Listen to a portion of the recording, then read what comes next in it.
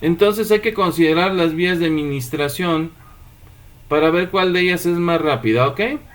Bueno, luego tenemos otro factor que es la motilidad gastrointestinal.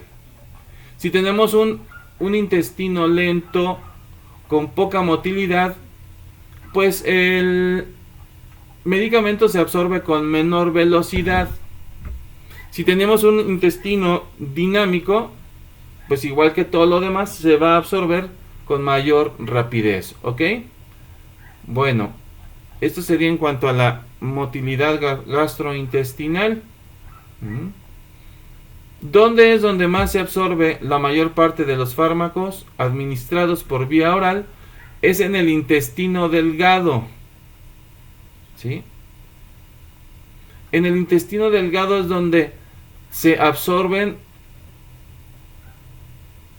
todos los fármacos administrados por vía oral. La lentitud en el vaciado gástrico disminuye la tasa de absorción.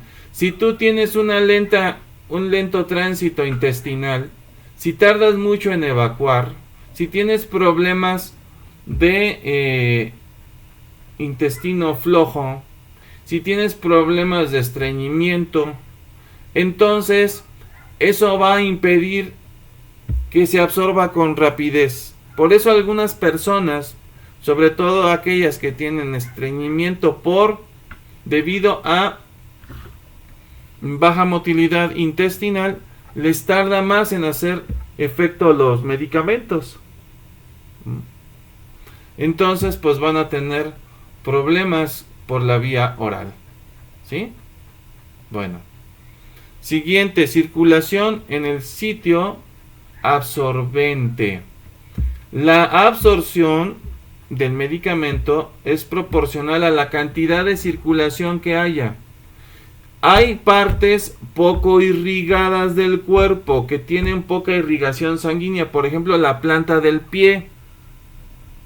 Y por eso mismo las infecciones en la planta del pie pueden ser de difícil tratamiento, o más bien tardan en sanar. Si no, pues ahí está el ejemplo de los enfermitos de diabetes. El pie diabético debería ser una situación no tan complicada. Sin embargo, en ellos, debido a varios factores, la mala circulación, de por sí en el pie es lenta la circulación, en la planta más, la mala circulación, lo húmedo del pie, lo cálido de los pies, porque están tapados siempre. La única parte del tiempo que está tapada y produce sudor, que es agua, produce calor, y eso a las bacterias les encanta. Lo húmedo, lo oscuro y lo cálido les encanta. Entonces ya de por sí es un factor de riesgo. Ahora, tenemos diabetes, pues tenemos mala cicatrización. ¿Sí? Tenemos mala cicatrización, lo que significa una lentitud muy grande en cuanto a sanar heridas. Hay mala circulación en ese sitio de por sí, y con la diabetes pues es peor. Entonces este ejemplo que estoy poniendo de un diabético pues es un extremo, ¿verdad? Y estamos viendo un ejemplo de que no en todas partes del cuerpo hay una circulación tan dinámica. Hay lugares más dinámicos, como por ejemplo las vísceras, donde hay una enorme circulación, la parte alta de los miembros inferiores, hay una buena circulación. ¿Qué digamos del corazón, del tórax, de los pulmones y del cerebro? Entonces la circulación en el sitio absorbente sí va a influir. Si hay poca circulación, pues los fármacos se absorben con dificultad. Un aumento en el flujo de la sangre acelera la absorción del fármaco. Por eso, compañeritos, hay fármacos que vienen adicionados con cafeína. La cafeína aumenta la presión, entonces al aumentar la presión pueden llegar más rápido al sitio de acción. La cafiaspirina, por ejemplo, se le pone cafeína para que esa cafeína cause vasoconstricción y esa vasoconstricción acelera la circulación a donde tiene que llegar la aspirina, que es ácido acetilsalicílico, y así se absorbe más rápido, el efecto es más rápido.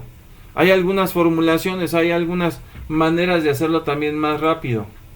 ¿Sí? Por ejemplo, las grajeas, algunas sustancias, algunos medicamentos que vienen como en gel. ¿Sí? Pero en fin, pero depende de la circulación también en el sitio absorbente. Siguiente, tamaño de la partícula y formulación. El tamaño de la molécula de un medicamento influye en su absorción. Cuando son muy pequeñas, son absorbidas con facilidad, pero las partículas más grandes, los medicamentos que tienen una molécula más grande, son difícilmente absorbidos. ¿Sí? Se absorben poco. Entonces podemos tener una pastillota de un gramo, pero a lo mejor de ese gramo solamente se absorben 100 miligramos, lo demás se desecha porque no es absorbible por el tamaño de la partícula. Entonces, partículas pequeñas se absorben más pronto, partículas grandes se absorben con lentitud o de a tiro no se absorben. Me salté factores fisicoquímicos porque engloban el pH, engloban la solubilidad, engloban varias cosas que ya vimos, ¿ok? Entonces ese hasta lo voy a quitar de la lista en un futuro video.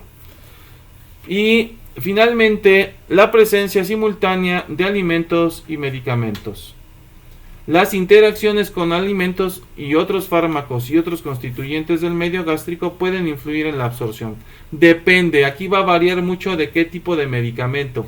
Algunos medicamentos, por ejemplo, en presencia de alimentos ya no se absorben. Los mismos alimentos los atrapan. Las proteínas que hay en la leche, las proteínas que hay en la carne y algunas grasas impiden luego que los medicamentos se absorban con facilidad. Algunos, otros no, otros requieren ingerirse con alimentos para que puedan ser absorbidos.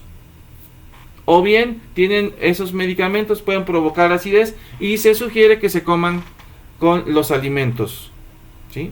Entonces, depende de qué tipo de alimento, depende de qué tipo de medicamento, pero sí pueden haber, sí afecta la presencia de alimentos y de otros medicamentos que se estén ingiriendo.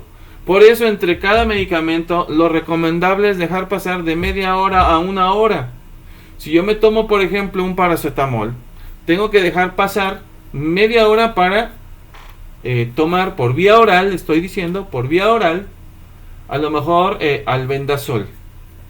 Porque puede haber interacciones y pueden interactuar ambos medicamentos y ya no se absorbe lo que tenía que absorberse. Hay que esperar a que se termine de absorber uno para luego medicar el otro, para ministrar, el otro.